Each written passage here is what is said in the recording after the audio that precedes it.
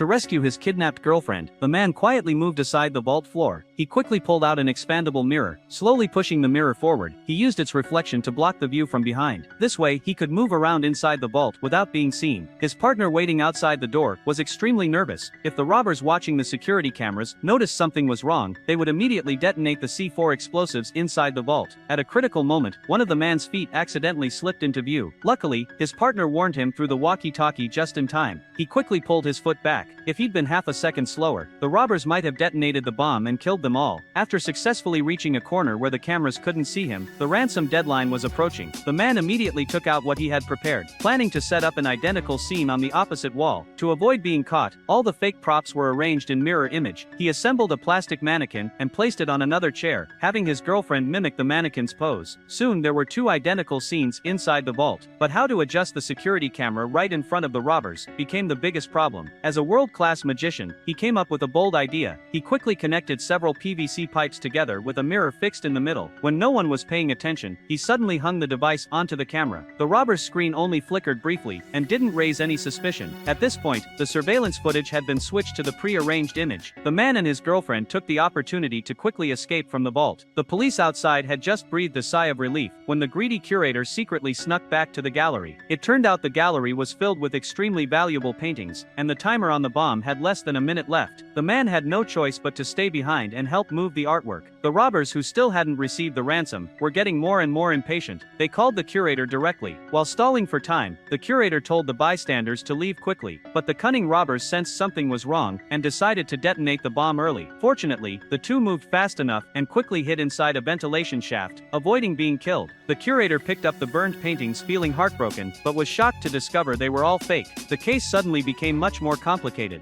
Obviously, someone had already switched out the real paintings.